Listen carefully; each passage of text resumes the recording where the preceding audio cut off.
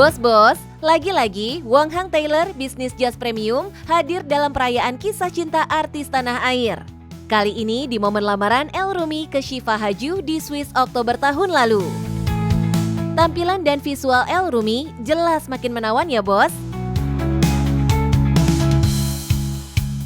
Oh iya, sebelumnya bisnis jas eksklusif ini juga ambil bagian dalam rangkaian acara pernikahan Al Ghazali dan Alisa Dagise loh bos.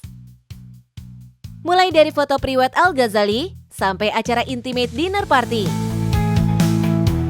Jadi kepo nggak sih sama bisnis pembuatan jas ini? Kok bisa sampai bertahan hingga generasi keempat? Cuannya pasti nggak main-main nih bos.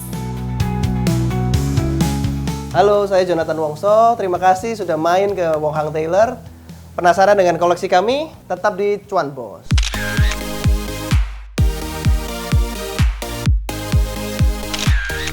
Perjalanan panjang Wong Hang Tailor berawal dari sebuah rumah di Jalan Pahlawan, Surabaya, Jawa Timur. Berdiri tahun 1933, Wong Hang Tailor ini memasuki generasi keempat. Dan Jonathan Wongso menjadi salah satu generasi keempat penerus bisnis Wong Hang Tailor ini bos.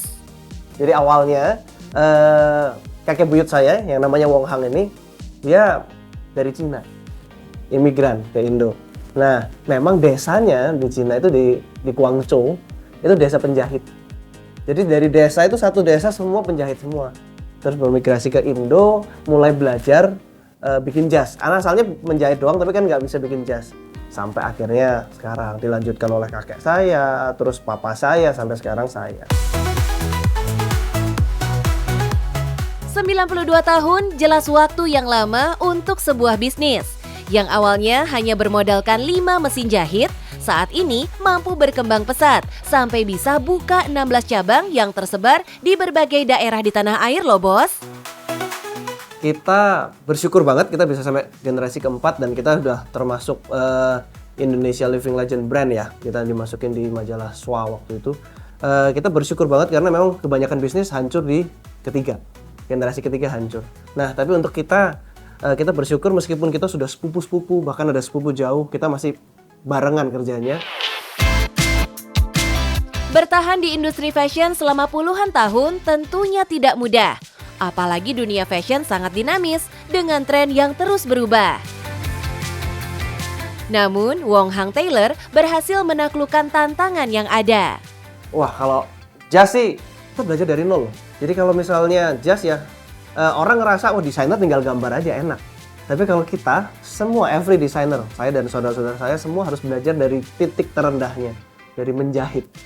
Jadi saya harus belajar menjahit, harus bisa pakai mesin, manual pun harus bisa, bikin pola. Sampai detik ini pun semua customer yang saya layanin, saya bikin polanya sendiri.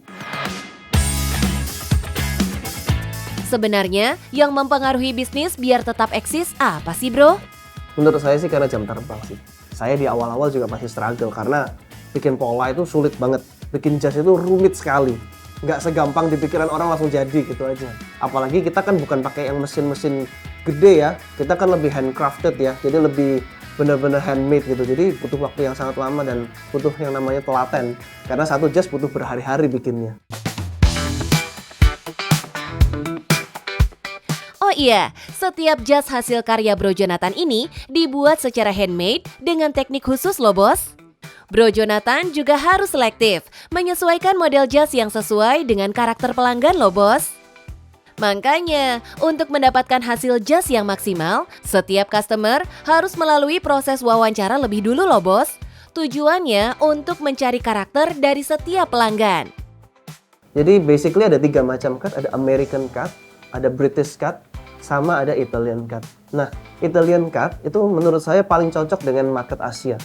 Karena British cut itu cenderung paddingnya yang tebal-tebal, yang kaku-kaku, yang terlalu tegap lah. Mungkin zaman dulu oke, tapi untuk sekarang customer, klien-klien lebih, untuk orang Asia lebih suka sesuatu yang natural, yang lebih lightweight, buat sehari-hari nyaman. Terus nggak perlu yang jadi kotak-kotak tebal sekali gitu. By the way, sebenarnya yang mempengaruhi harga jas itu apa sih bos?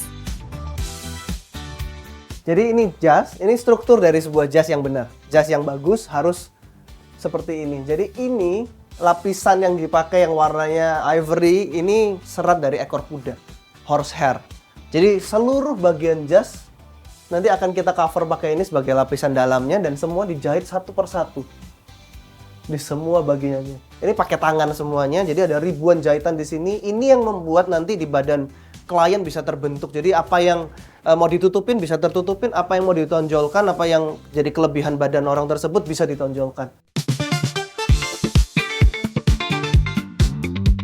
Selain memperkenalkan produk, Doi juga menekankan kalau jas nggak cuma bisa dipakai di acara formal aja, bos. Makanya nggak heran ya kalau Wong Hang bersaudara selalu memakai jas di setiap kesempatan.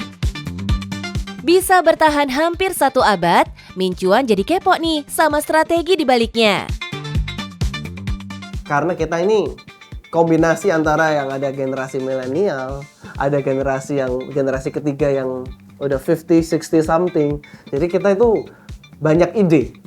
Jadi yang dari senior kita jalankan. Dari senior kan pasti pingin menunjukkan, wah semua yang tradisional, yang handcrafted, dan itu kami hargai dan itu benar. Jadi kualitas nomor 1 penting. Tapi kualitas orang kalau nggak tahu kan percuma juga. Jadi dari yang kita yang muda-muda, kita lebih mendorong dari sisi sosial media dan marketingnya. Mengukuhkan diri sebagai pembuat jas premium di tanah air, pasti kliennya nggak main-main dong, bos. Dari Wong Hang bersaudara, nilai-nilai bisnisnya bisa banget dicontoh. Bisa bertahan hampir 1 abad, kuncinya harus hidup rukun kalau mau meneruskan usaha keluarga, bos. Nah bos, jadi kalau misalnya untuk berbisnis yang paling penting harus diperhatikan itu kualitas. Jadi kalau kualitas kalian jaga, meskipun di awal-awal kalian struggling, mungkin sulit naik turun, tapi kalau kalian menjaga kualitas dan kalian lakukan apa yang sesuai dengan passion kalian, percayalah pasti kalian sukses. Itu. Jadi yang penting cuan, bos.